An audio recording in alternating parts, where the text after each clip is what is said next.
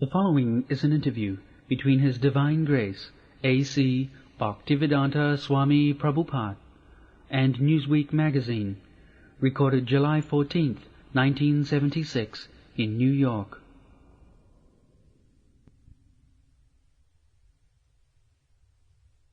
People are interested in the development of a man like you, because they relate, and that way they decide to read what you write. My thing is that if you are interested in our book, so you read our books, you will understand. They will understand you? Yeah, yes. Is that what you're saying? Yeah. Is that what you're A saying? man is known when he speaks. When he speaks. Tavatcha sovate murkha javat kinchin navasa. A fool is so long beautiful as long as he does not speak. When he speaks, then he can understand what it is. So my speaking are there in the book. And if you are intelligent, you can understand. You haven't got to ask. Speaking, let's say in a court, a big lawyer is known when he speaks. Otherwise everyone is a good lawyer.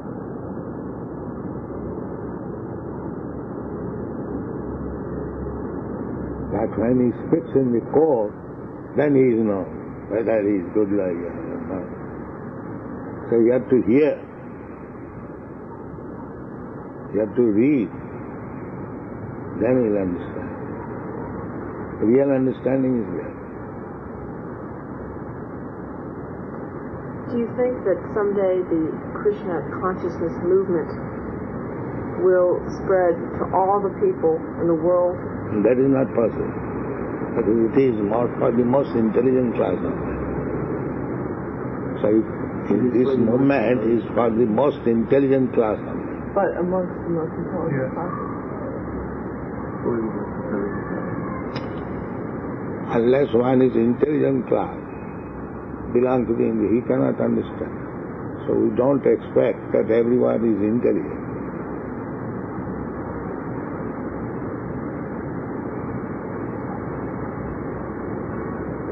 Krishna je bhaje sevara chotu. Unless one is very intelligent, he cannot become Krishna conscious. Because it is a defined subject matter. People are engrossed with the bodily concept of life. It is beyond that. So, dull brain cannot understand what is beyond this body.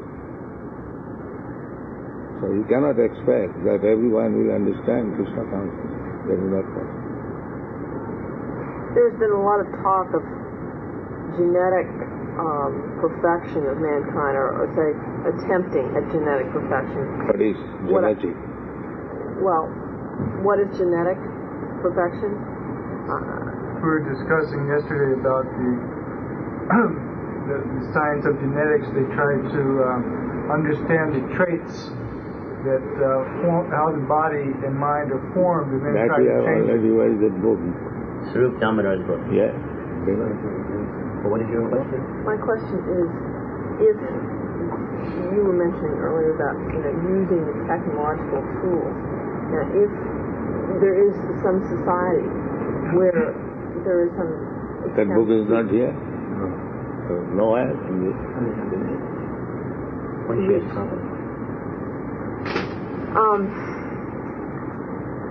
Let me ask you, if through technological means mankind is somewhat improved, in other words, the average man is much more intelligent, what you would consider now to be an intelligent man. Intelligent man, if one understands that he is not this body, he is within the body.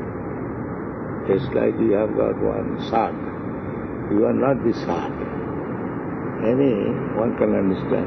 You are within the sun. Similarly, a person who understands that he is not the body, he is within the body. That anyone can understand, because when the body is dead, what is the difference? Because the living force within the body is gone. Therefore we call the body dead. But there's some very intelligent men who are not spiritually enlightened. Perhaps even men who understand that they are not, or the body is not all, the body is dead, and there's something else. Why aren't these men spiritually aware? If one does not understand this simple thing, that he is not body, then he is no better than animal. But that is the first understanding of spiritual platform.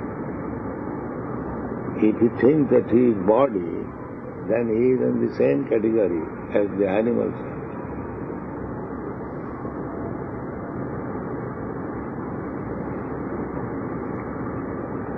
Her question is, suppose someone has some faith in life after death, and he also may be an intelligent man by material standards.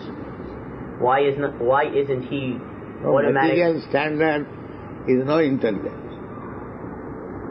Material standard is that I am this body. I am American, I am Indian, I am fox, I am dog, I am man. This is material understanding. The spiritual understanding is beyond that. what? That I am not this body. And when he tries to understand that spiritual identification, then he is intelligent. Otherwise he is not intelligent. So does this mean that They have been described as mura. Mura means asses. So this is the first understanding that one should not identify with this body. what understandings come Just like after dog. Dog understands that he is what? If a man also understands like that, he is body, then he is no better than the dog. What other understandings come after this one? After you realize that you're not the body, then what comes next? That is intelligent question. Then one has to find out that I am engaged only in this bodily concept of life. Then what is my engagement? And that is the inquiry of Sanatana Goswami, that you have relieved me from this material engagement. Now, let me know what is my duty. For that reason, one has to go to the spiritual master to know, understand what is his duty now.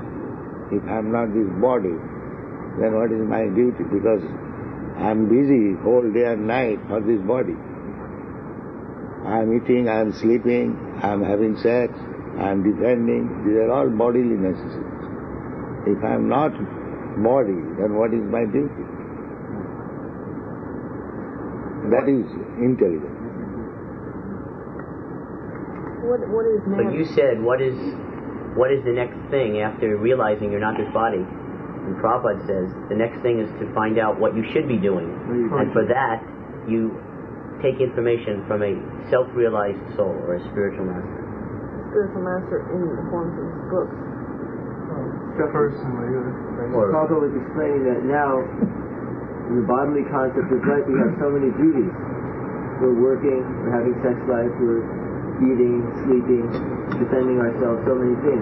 All of this is in relationship to the body. But if I'm not this body, then what is my duty? What is my responsibility? So the next thing is that when one understands this, they must take instruction from the spiritual master to make progress and understand what real duty is. It's very important. Even for eating, sleeping, sex life and defense, we require some knowledge from a teacher. Say for eating, so we take knowledge from experts, what kind of eating we shall take, what contains vitamin, what kind of... So that also requires education. And sleeping also requires education. And so for bodily concept of life, one has to take knowledge from others. So when he is above this bodily concepts of life, he understands that I am not this body, I am spirit soul. But similarly, he has to take lessons and education from an expert. Could you go over each of the three functions you've been mentioning, eating, sleeping, and sex, and tell me what specifically, what rules or hints that you would give people who are seeking spiritual enlightenment to aid in their lives in these ways? Yeah, that is our books. That is our books. We have got enough matter to understand. It is not a thing that we will understand in a minute. I understand you sleep very little. You sleep 3 to 4 hours a night. Do you feel that this is what any person who is spiritually actualized will also realize? Yes. We see from the behavior of our Goswamis, they practically had no material necessities. This eating, sleeping, mating, and defending, practically, they have no such thing. They are simply engaged in Krishna's business. Krishna's business or God's service. You're setting the example of certain previous spiritual masters. Well, what I was interested in is why has he found that 3 or 4 hours is a necessary time period for sleep? In other words, she's asking why is 3 to 4 hours the amount that you sleep? How have you reached that standard? That is not artificially. The more you are engaged in spiritual activity, the more you become free from material activity. Naturally. That is the test. And so you've arrived at that. I don't speak about myself, but that is the test. Bhakti parasano bhava virakti annatasya. If you advance in bhakti, in spiritual life, then you become disinterested in material life. Do you think there's a difference between various peoples of the world? In other words, do you think that Indians as opposed to Europeans have more of a tendency or are more likely to adhere to the Krishna consciousness? Any intelligent man can become Krishna conscious. That I already explained. That unless one is very intelligent, he cannot take to Krishna consciousness. So, it is open for everyone.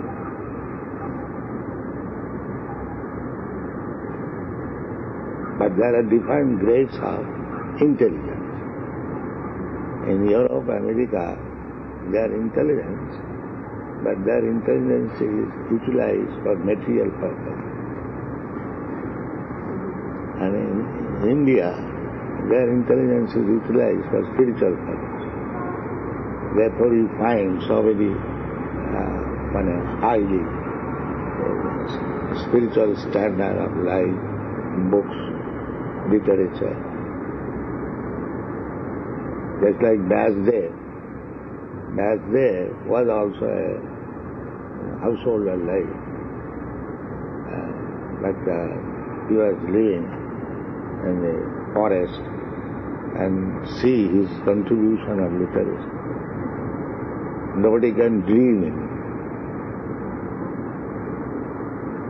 So by literary contribution, one's intelligence is tested.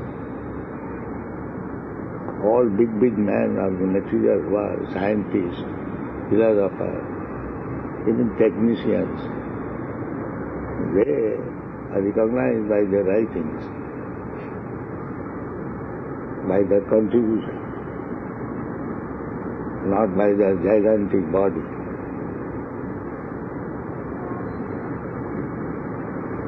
Could you tell me a little bit about your educational system that you have helped to establish, particularly here in the States? Gurukula. She's asking if you could tell her about the system of education you have established in America. That you can see what education I'm giving to my disciples. The first education is that they must be free from all sinful activities.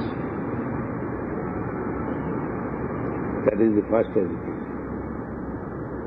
According to the Vedic instruction, a man is supposed to be educated, even from material point of view. A man is supposed to be educated when he sees every woman as mother. As mother. He sees every woman as his mother. That is the standard of education. Matrivat paradareshu paradabbesu lostuva. Atvat sarvabhutesu japasati sa pandita. Pandita means educated. So, how is educated, how it is tested. And when a person takes all women except his wife as mother, then he is educated.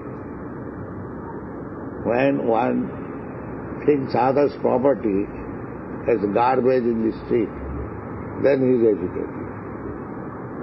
And when one thinks that all living entities are of the same level, Atvat Sarvabhute, then he is educated. Not that for my convenience I say the animal has no soul, so send them to the slaughterhouse. He is not educated. He says, Prabhupada said one of the standards of education is to see all living entities equally. So not that we say that an animal has no soul, therefore he can go to the slaughterhouse, but a man has soul, so he cannot.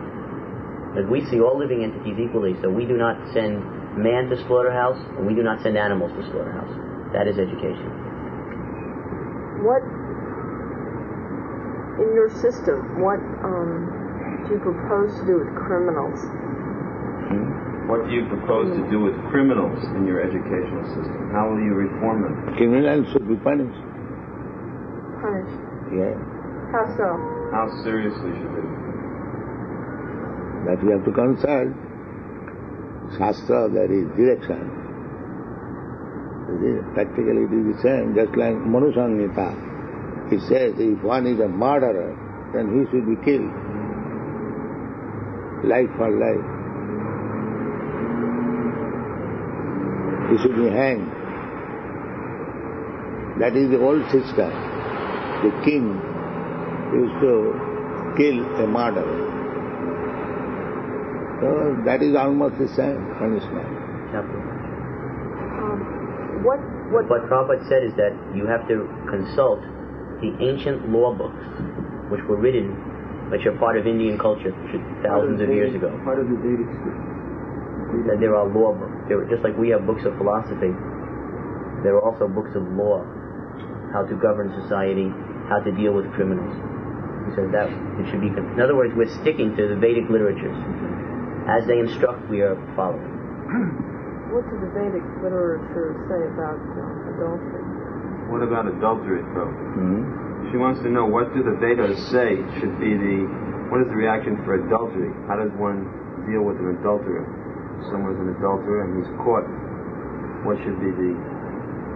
No, there is no such direct punishment, but it is private. It is private. No direct punishment, but it is prohibited. Part of the education and the social convention, it is prohibited. Not that the government allows propaganda to be made for illicit sex. The other words, the woman who is chaste, he is very much glorified. Chaste woman is very much glorified in Vedic culture. I'm particularly interested in the educational system that you're setting up. Do you think that... You mean for children? She's referring to now the system that we have for our children, Gurukula. So what's the question? My question is, because they are receiving this education, physical and spiritual education, so they will be free of corruption and sin, they might still, even with this education, they still might not be intelligent, what you consider intelligent people. How, is it more likely that they will be what you would term intelligent, having been educated in this system? No, there are different types of education, just like in the material world. There is education for medical man, there is education for engineer, there is education for so many other departments. Similarly, there is education how to make one man spiritual.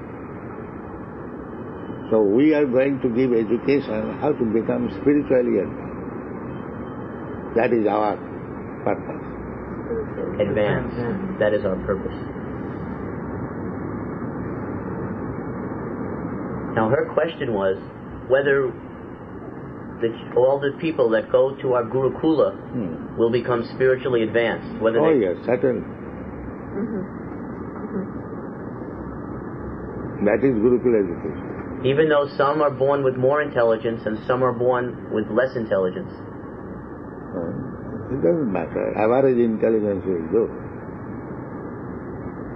Well, then conceivably it seems that almost, the great majority of society could adhere to Krishna consciousness. So then, since it doesn't matter whether less intelligent, small intelligent, if they go to Gurukula, they can become spiritually advanced. Yes, because spiritually everyone is free from material bondage.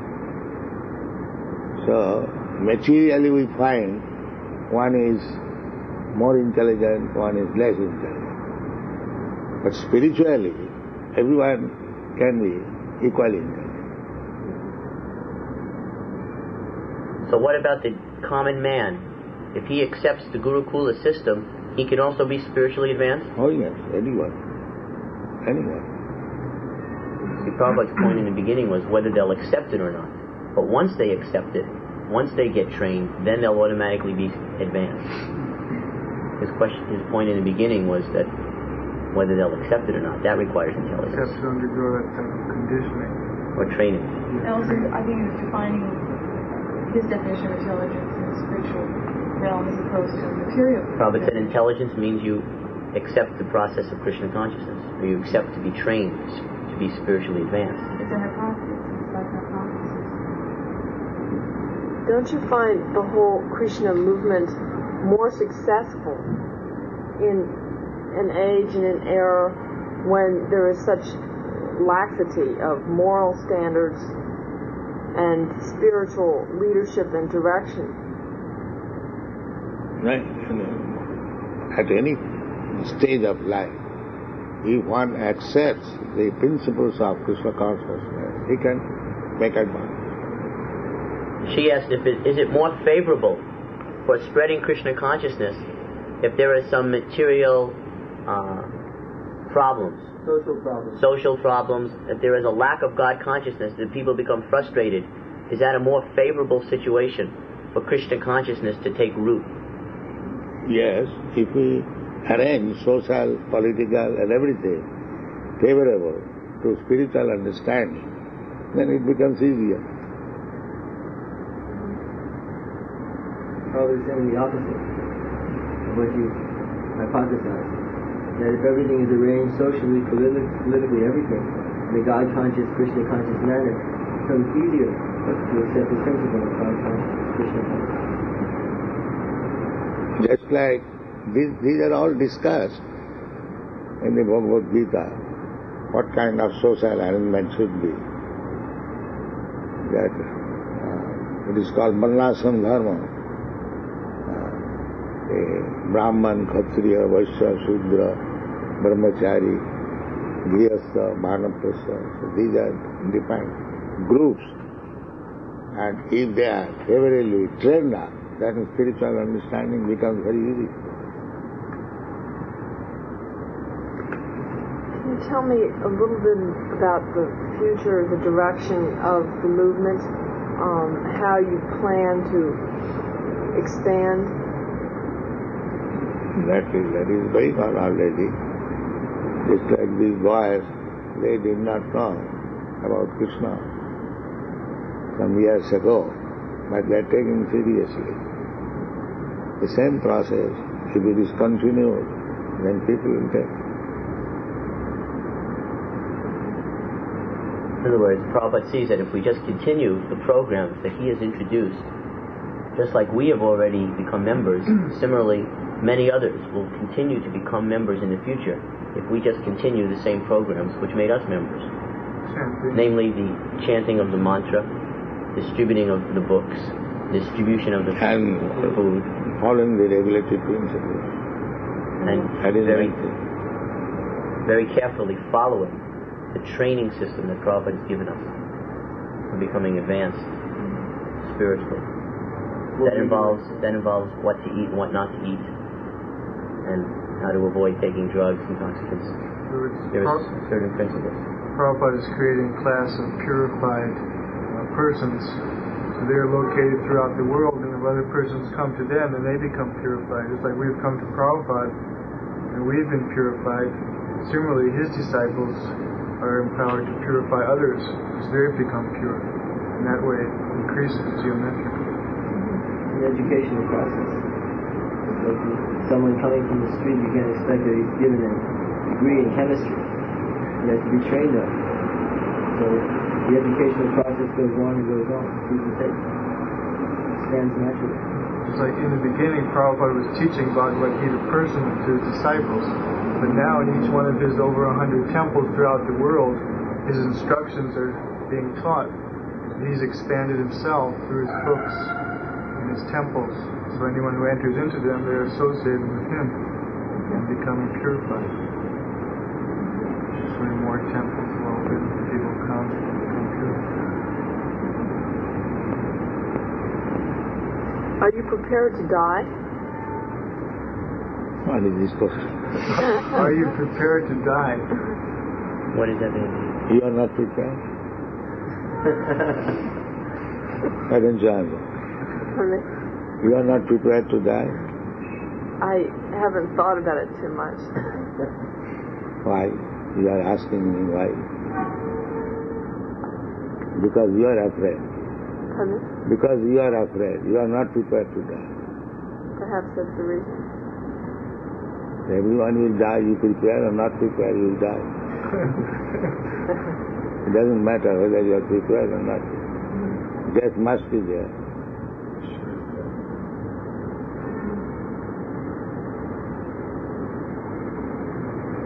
Our philosophy, as Prabhupada said in the beginning, is that spiritually there is no end. There is no such thing as death for the soul, the self-realized soul. It is simply death of the body. These things are discussed. Na hannate hannavane sharire. Find out this word. The book is.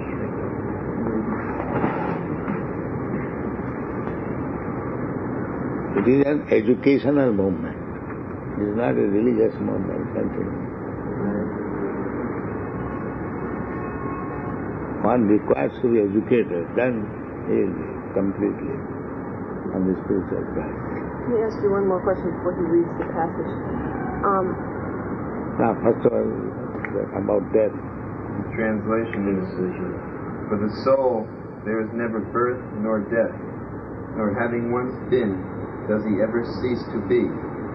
He is unborn, eternal, ever-existing, undying, and primeval. He is not slain when the body is slain. There is no question of death for a spiritually realized person.